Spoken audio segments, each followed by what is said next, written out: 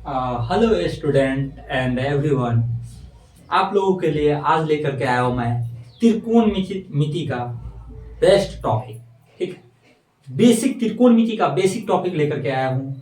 I hope कि आप लोगों को अच्छे से समझ में आएगा। आप लोग देखने की कोशिश करें।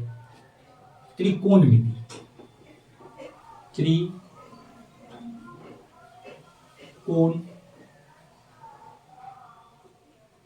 मिति, त्रिकोणमिति का आज बेस्ट टॉपिक लेकर के आया हूं आपके पास। बेस्ट टॉपिक में है क्या?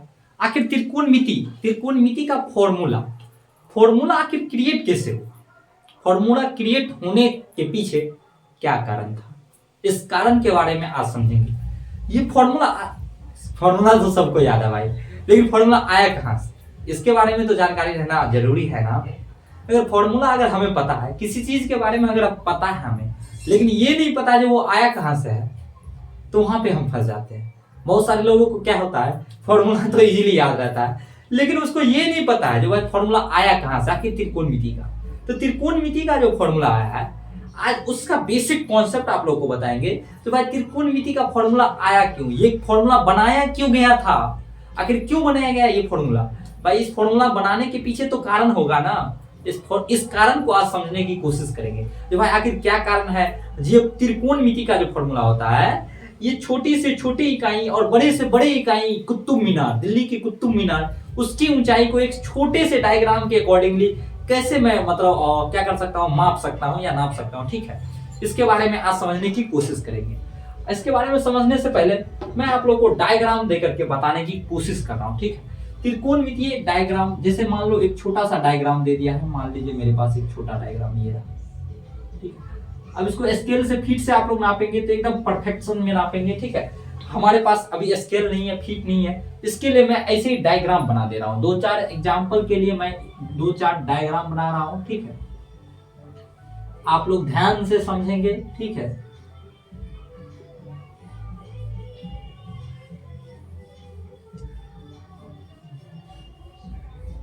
आपको एक चीज अकॉर्डिंगली नजर आ रहा होगा, जो डायग्राम, यहाँ पे तीन डायग्राम है। तीन डायग्राम में सबसे बड़े डायग्राम ये है, उससे थोड़ा छोटा ये होगा, उससे थोड़ा छोटा ये होगा। मैं एक्चुअली क्या करता हूं, मैं इस डायग्राम में अगर कुछ कुछ दे रहा हूं, मान लो मैं दे रहा हूं ये 40 सेंटीमीटर का है।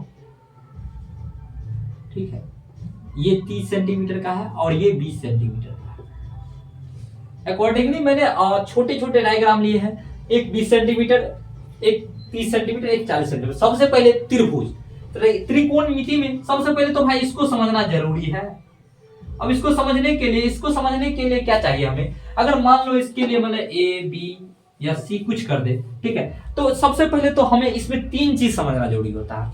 एक समझना जरूरी होता है लंब, दूसरी बात समझना होता है कर्ण, और तीसरा टॉपिक समझना होता है आधार। भाई सबसे पहले तो हमें पता चले जो भाई लंब क्या होता है, ये कर्ण क्या होता है, ये आधार क्या होता है, इन तीनों चीज को पता तो चले।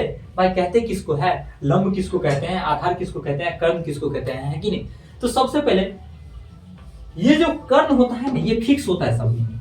कर्ण कैसे फिक्स होता है, तो कर्ण एक होता है त्रिकोणमिति, ये जो तीनों कोण बना हुआ है इसमें, ये तीनों कोणों का योग बराबर क्या होता है, a प्लस बी प्लस सी, यानी कोण a प्लस कोण b प्लस कोण c बराबर 180 डिग्री होता है, जिसमें एक समकोण जरूर रहता है।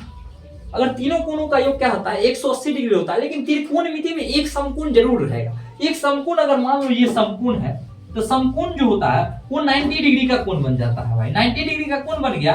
अगर मान लो अगर हमारा बी समकोण हो रहा है, तो क्या हो जाएगा, a प्लस सी बराबर 80 डिग्री होगा, 90 डिग्री होगा, सॉरी, तब तो 90 90 180 होगा, है कि नहीं।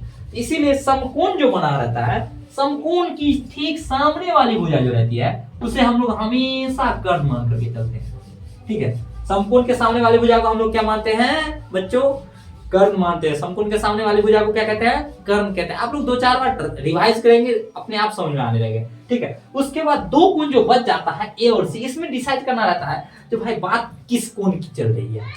बात चल रही होती है, हर एक सवाल में आप लोग देखेंगे, जैसे 8.1 प्रश्नावली में आप लोग का स्टार्टिंग में सवाल जो है, स्टार्टिंग के सवाल में ही आप लोग को मतलब यानी ए और सी दोनों का मेंशन दिया हुआ है, साइन ए और सी दोनों का मान निकालने के लिए कहा गया है। ठीक है, तो इसमें क्या होता है, ए का अगर बात चले तो ए पे कोण बनेगा, ए पे कोण बनेगा, और ये जिस पे कोण बनता है, जिसकी बात चलता है, जिस कोण की बात चलती है ना, उसके सामने वाली भुजा जो होती है ना, वो लंब को दर्शाती है। क्या दर्शाती है? लंब को दर्शाती है।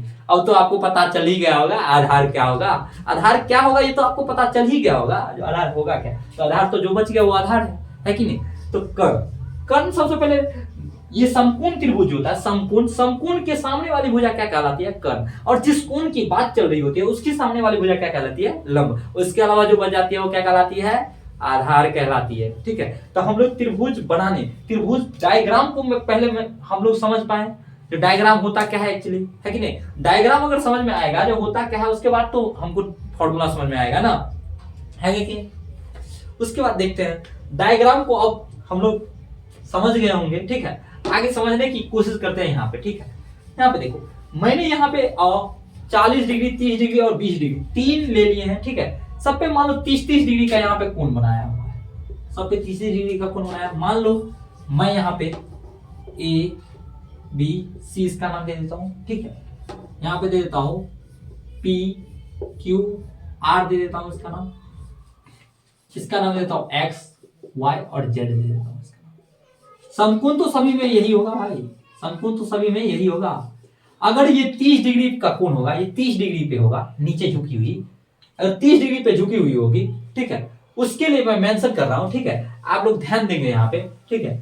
ये 40 डिग्री, अब इसको कहीं नापेंगे तो नापने से पता चल जाता है ये कितना होगा। मैं नाप करके बताऊंगा, अगर नापने से अगर पता चले तो नापने से क्या होगा, ये होगा समथिंग में, और ये होगा 48 डिग्री होगा समथिंग में, ये समथिंग में 36 डिग्री के होगा, और ये जो होगा 24 डिग्री का होगा। ये कर्ण, ये 48 होगा, ये अगर 36 होगा, ये 24 होगा, ठीक है। मैंने तीन छोटे छोटे करके लिया अलग अलग, ठीक है। उसके बाद ये इसकी हाइट अगर नापा जाए तो हाइट नापा जाए तो इसका 12 होगा, इसका 18 होगा, इसका 24 होगा, ठीक है। अब यहाँ पे देखिए त्रिकोणमितीय अनुपात, त्रिकोणमितीय अनुपात में फॉर्मूला आप लोग को तो आई होप याद ही होगा, याद तो है ही। अगर नहीं याद है तो देख लो यहाँ पे क्या होता है, त्रिकोणमितीय अनुपात टोटल है ही कितने, 6 है। कितने हैं? 6 है। 6 कौन कौन सा है? सबसे पहले आता है साइन, दूसरा होता है कोस, तीसरा होता है टेन, चौथा होता है कोट, पांचवा होता है सेक, छठा होता है कोसेक। 5-6 तो है। अब 6 का होता क्या है, इसका एक ट्रिक दिया गया है। ट्रिक क्या दिया गया? लाल कक्का, LAL लाल, KKA कक्का। लाल कक्का की मदद से हम लोग समझ पाएंगे कि त्रिकोणमितीय अनुपात जो है 6, ये त्रिकोणमितीय अनुपात होगा क्या। ये हमने ऐसे क्यों लिखा है, इसके पीछे भी तो कारण है। ये हमने ऐसे जो लिखे हैं इसके पीछे भी तो साइन कोस टेन कोट से कोसेक ही क्यों लिखे हैं, हम उल्टा क्यों नहीं लिखे हैं, इसके पीछे भी एक कारण है। आइए हम लोग क्या करते हैं, उस कारण को समझने की कोशिश करते हैं, ठीक है। तो सबसे पहले साइन का क्या होता है, लंब बट्टा कर्ण, यानी L बट्टा K। उसके बाद चलते हैं कोस पे चलते हैं, थोड़ा आगे बढ़ते हैं, आधार बट्टा कर्ण, मतलब A बट्टा K।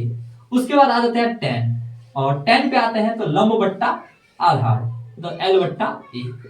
इसीलिए हमने ऐसे लिखा भाई, पहले ऐसे करके चलना है, ठीक है। उसके बाद ट्रिक को समझने के लिए इसके बाद इधर आना है, आधार बट्टा लंब। कोट का क्या होता है, आधार बट्टा लंब। सेक का क्या होता है, कर्ण बट्टा आधार, कर्ण बट्टा आधार। उसके बाद कोसेक का क्या होता है, कर्ण बट्टा लंब, कर्ण बट्टा लंब। हो गया भाई 6 फॉर्मूला। ये लाल कक्का में ये तो छुपा हुआ है, इसको खाली रट लो, हो गया। रटने की कोई जरूरत नहीं है, ये लाल कक्का लिखो और बैठा दो, सीधे सीधे बात है कि नहीं। एल को हम लोग क्या कर सकते हैं, लंब, ठीक है, बट्टे में कर्ण, लंब बट्टे में कर्ण। ए का मतलब आधार बट्टे में कर्ण। एल का मतलब फिर से लंब बट्टे में आधार, टेन का लंब बट्टे में आधार, कोट का आधार बट्टे में लंब, और सेक का क्या होगा भाई, कर्ण बट्टे में आधार। उसके बाद कोसेक का कर्ण बट्टे में लंब। आई होप कि आप लोगों को ये फॉर्मूला समझ में आएगा। लेकिन इस फॉर्मूले का काम क्या है आखिर? काम मतलब ये जो फॉर्मूला तो हम लोग समझ में है, फॉर्मूला तो हम तो बताए हुए थे पहले भी, आप लोग को फॉर्मूला तो ऐसे भी समझ में आया होगा। लेकिन इसका काम क्या है भाई, ये काम क्या करती है आखिर, मतलब ये फॉर्मूला बनाया क्यों गया, उसके बारे में हम लोग जानते हैं। उसके बारे में जानने के लिए हम 3 डायग्राम ले लिए हैं, अलग अलग टाइप के 3 डायग्राम ले लिए, ठीक है, जिसकी लंबाई चौड़ाई ऊंचाई तीनों अलग अलग है, ठीक है। अब हम क्या करते हैं, एक फॉर्मूला ये जैसे है इसको यूज करके हम देखते हैं, ठीक है। साइन थीटा का, यहाँ पे साइन थीटा का फॉर्मूला यूज करते हैं। साइन मान लो अगर सी पे कौन बनाया तो साइन सी की ही बात चलते हैं, ठीक है। साइन सी का बात चले तो क्या होगा भाई, सबसे पहले तो ये क्या बनेगा, के बनेगा, है कि नहीं। ये क्या बनेगा, एल बनेगा, है कि नहीं। और ये क्या बनेगा भाई, ये ए बनेगा, है कि नहीं। अब यहाँ बन रहा है एल वट्टा के। एल मतलब क्या, ये एल वट्टा के मतलब 24 वट्टा में 48। इसको निकालोगे तो क्या आएगा भाई, 1/2। 1/2 आया अनुपात में। अब यहाँ पे देखो, इससे छोटे डायग्राम की बात कर रहे हैं हम। छोटे डायग्राम में भी साइन का मान लगाते हैं। अगर साइन सी निकाले तो क्या होगा भाई, आर। आर पे कोण बन रही है, तो आर पे कोण बन रही है तो कोण के सामने वाली क्या हो जाएगी, लंब हो जाएगी। और ये क्या हो जाएगी, आधार। जो बच जाएगा ये तो कर्ण है ही, इसमें देखने की कोई बात है ही नहीं। तो साइन सी की बात अगर इस डायग्राम में देखे तो क्या होगा, यहाँ पे भी एल वट्टा के होगा, यानी 36 सॉरी एल। एल यानी 18 बट्टे में 36 होगा, यानी यहाँ पे भी काटो तो 1/2 में आंसर आ रहा है अपना, है कि नहीं। अब यहाँ पे देखो, यहाँ पे मैं इसको नीचे में ले रहा हूं, ठीक है। एक्स वाई जेड, त्रिभुज एक्स वाई जेड में अगर देखे, साइन क्या है भाई, जेड। साइन जेड का मान देखे तो कोण की सामने वाली क्या हो जाएगी, लंब। और ये क्या हो जाएगी, कर्ण। और ये आधार। इसमें भी समझने की कोशिश करो, एल वट्टा के साइन, अगर साइन जेड की बात चले तो 12/24। इसको भी अनुपात में लेंगे तो 1/2। आप लोग को एक चीज समझ में आ रहा होगा, जो अगर अनुपात बड़े से बड़े डायग्राम, चाहे कुतुब मीनार का ही क्यों ना ले लो, अगर इसका कोण 30 डिग्री का, यानी 30 डिग्री का कोण बनता है सभी के पीछे, तो ये डायग्राम बड़े से बड़े त्रिभुज की ऊंचाई को हम लोग छोटे से छोटे डायग्राम की सहायता से नाप सकते हैं। यही इस फॉर्मूला का मेन काम है और मेन टॉपिक है। इसी चीज को हम लोग समझाने की कोशिश कर रहे थे। देखिए यहाँ पे 1/2 का अनुपात है, यहाँ पे 1/2 का अनुपात है, यहाँ पे 1/2 का अनुपात है। मतलब देखो डायग्राम तीनों अलग अलग है, लेकिन इसकी लंबाई चौड़ाई ऊंचाई की अनुपात निकाला जाए तो बड़े से बड़े त्रिभुज को इस कोण की मदद से क्या कर सकते हैं हम लोग, छोटे से छोटे डायग्राम बना करके, और इस फॉर्मूले की मदद से क्या कर सकते हैं, आसानी से फाइंड कर सकते हैं। आप लोग को आई होप समझ में आया होगा ये फॉर्मूला और फंडामेंटल।